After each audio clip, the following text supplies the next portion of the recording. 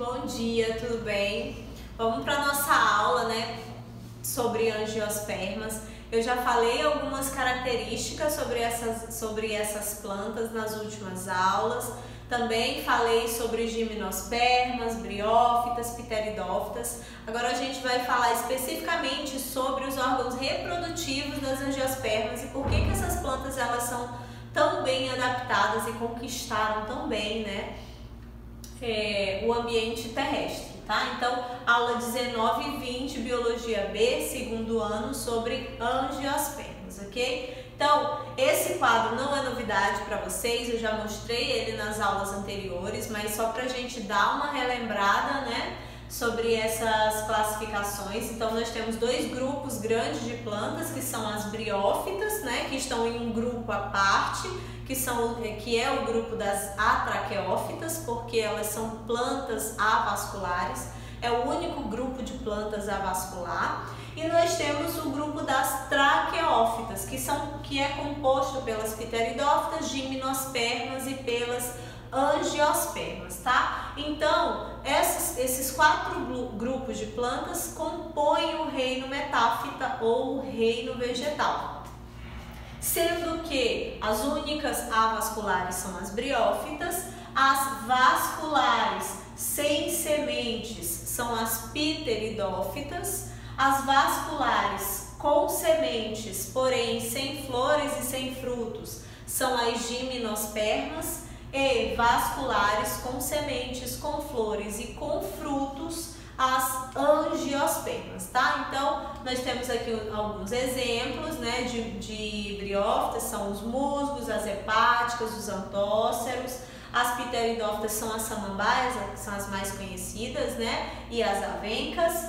As gimnospermas, os pinheiros e as araucárias, e as angiospermas, a maioria das plantas com flores, né, que nós conhecemos e temos contato diariamente. Então, essas angiospermas têm o que nós chamamos de órgãos reprodutivos. As plantas, no geral, têm órgãos reprodutivos e órgãos vegetativos. Quem são os órgãos vegetativos? Caules, raízes, folhas, tá?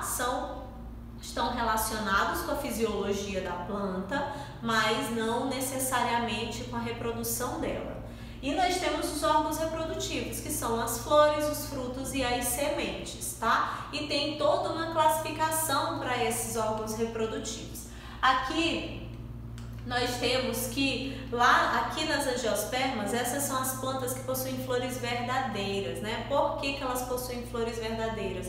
Porque elas possuem um sistema reprodutivo masculino e feminino bem estruturado e altamente relacionado com esse processo reprodutivo e eficiente para tal.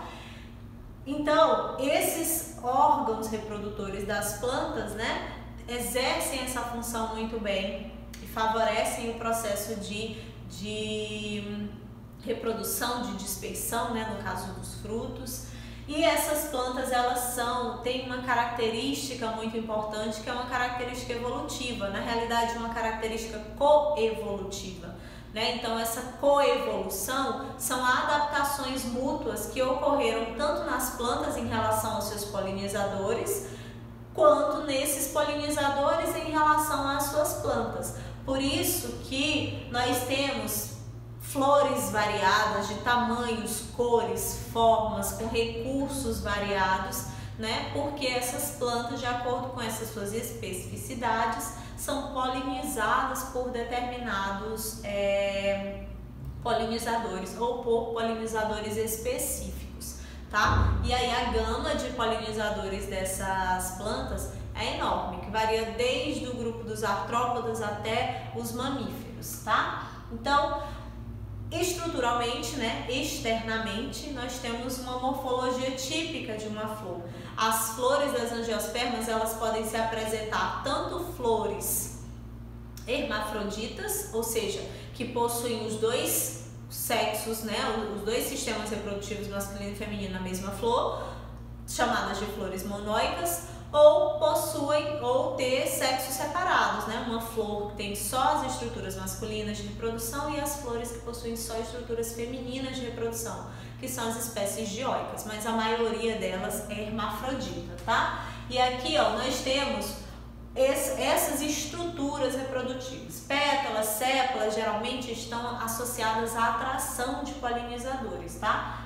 As estruturas de gineceu e de androceu são aí sim relacionadas com a reprodução, sendo que o gineceu ele é formado pelo estigma, uma haste, né, que é o estilete, e bem na base dessa flor o ovário. Então essas três estruturas formam o sistema reprodutivo feminino, que é o gineceu. Já no caso do sistema reprodutivo masculino, são as anteras e os estames. Então um conjunto de estames forma o androceu, que é a estrutura masculina de reprodução, tá? Então aqui nós temos uma visão mais geral dessas estruturas. Então nós temos as anteras. Nessas anteras é onde há a deposição, né? São como se fossem bolsinhas de grãos de pólen, e o grão de pólen é o gameta masculino da planta, tá?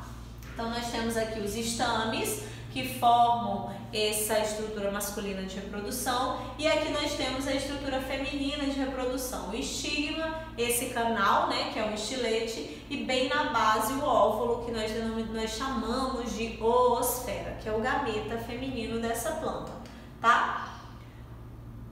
Essas flores possuem estruturas a mais ou estruturas importantes na atração, que no caso são os cálices e as corolas, tá? Então as pétalas e sépalas vão formar essas estruturas de cálice e de corola. Sépala vai formar o cálice e o conjunto de sépalas, né? E o conjunto de pétalas vai formar a corola, tá?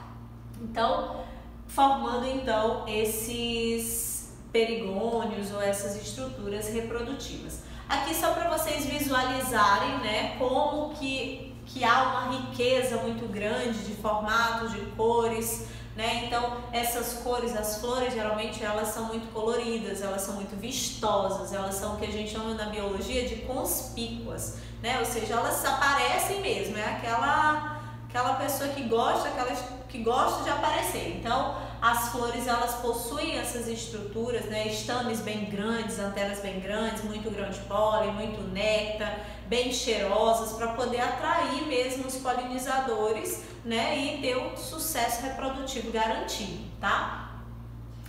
Já os frutos, eles são produtos dessa fecundação e produtos dessas flores. Por isso que as angiospermas, elas são as únicas que possuem frutos, tá? Porque esses frutos, eles são oriundos do amadurecimento ou do desenvolvimento do ovário das flores. Como que isso acontece? Após a fecundação, o grão de pólen possui uma estrutura chamada núcleo espermático, né?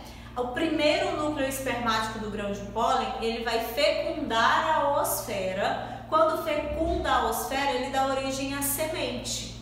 E essa semente vai estimular a produção de hormônios por esse ovário, e o ovário vai se desenvolver num fruto, certo? Então, basicamente, o processo de formação de fruto ocorre dessa maneira, pelo estímulo hormonal desse ovário, e esse ovário então se desenvolve nesse fruto.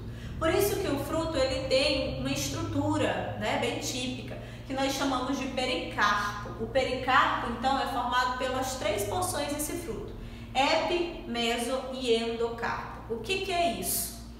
Primeiro, o epicarpo é o que a gente conhece como casca. Então, esse epicarpo, ele é originado, ele tem origem a partir da camada externa de tecido do ovário. E recebe esse nome por ser mais externo mesmo ao fruto, é a casca. Bem na região mediana, nós temos o mesocarpo, que é a polpa, né? Que é formada pelas porções medianas de tecido desse ovário. E o endocarpo, né? Geralmente é uma estrutura que circunda, que protege essa semente, tá? Então, esse endocarpo, ele é formado a partir da quantidade de óvulos que tem nesse ovário. Por isso que nós temos frutos que têm uma única semente, né? Um único lóculo, e nós temos frutos que têm uma quantidade de sementes variadas, tá? Então, o endocarpo é a estrutura interna desse fruto. Os frutos, eles podem ser classificados quanto às suas características principais. Por exemplo, nós temos frutos secos e frutos carnosos. Os frutos secos são aqueles que têm uma pobreza em quantidade de água, uma pobreza em quantidade de nutrientes, certo? São porque esses nutrientes, essa água, eles estão concentrados mais na semente e não propriamente no fruto, tá? Então, por isso são chamados de frutos secos. Exemplo, a castanha, as ervilhas são exemplos disso. Já os carnosos são aqueles que têm uma polpa bem rica em água, né? Tem substâncias nutritivas nessa polpa, nesse mesocarpo, né? Exemplo, as laranjas, manga, abacate. Então, aí tem vários exemplos. Nós temos frutos deiscentes e indeiscentes. Os frutos deiscentes são aqueles que, quando esse fruto está maduro, o pericarpo ele se abre espontaneamente e ele expõe essas sementes, tá? Já os indeiscentes são aqueles que, mesmo o fruto estando maduro, a semente ainda fica protegidinha lá dentro desse fruto.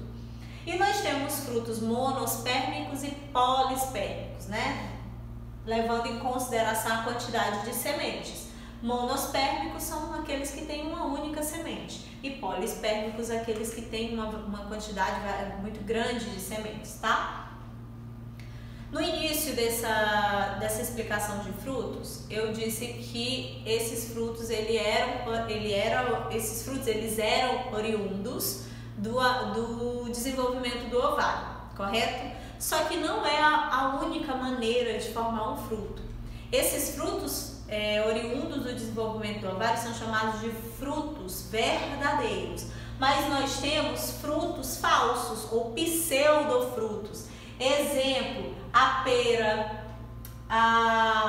o caju são exemplos de pseudofrutos. Por quê? Porque eles não se desenvolvem a partir do ovário, eles se desenvolvem a partir de alguma outra parte da flor, como por exemplo o caju, que ele se desenvolve do pedúnculo. Aquilo que a gente come do caju, né, que nós consideramos o fruto, na realidade é o pedúnculo da flor. O fruto é a castanha, ok? No caso da pera também é outro exemplo de frutos falsos, certo? Os abacaxis, por exemplo, são infrutescências. Porque nós temos uma quantidade, um cachinho de flores e essas flores elas são fecundadas, tem os ovários fecundados e esses ovários eles se unem, se fusionam e geram uma única estrutura, tá? Então cada um desses pontinhos, assim, desses pedacinhos, assim, desses nozinhos do abacaxi é um frutículo que foi originado a partir de um ovário, de uma flor, de uma inflorescência. E nós temos os frutos que são partenocárpicos, né? Que eles são formados sem que necessariamente tenha ocorrido o processo de fecundação, que é o exemplo das bananas, é o exemplo desses partenocárpicos, tá? E aí tem essas várias, aqui é só um resumo dessas características que eu já falei. E as sementes, né, são estruturas altamente importantes para as plantas, porque além de estimular o desenvolvimento de ovário, além de guardar reservas nutritivas, né, serem nutritivas, essas estruturas, elas também estão associadas com o processo de dispersão das plantas, ampliação da distribuição geográfica dessas plantas, tá? Então, essas sementes são formadas a partir da fecundação dessa oosfera. E nós temos, inclusive, um critério de classificação das plantas como mono ou dicotiledôneas de acordo com a estrutura dessas sementes. Sementes que possuem um único cotilédone, né, são sementes de monocotiledôneas, e as que possuem 2 cotilédones, né, são relacionadas, são associadas às dicotiledôneas. Essas sementes, elas servem evolutivamente, elas surgiram, né, nas gimnospermas, no caso, para proteger o embrião, tá? Então, as sementes são muito importantes para essa proteção de embrião.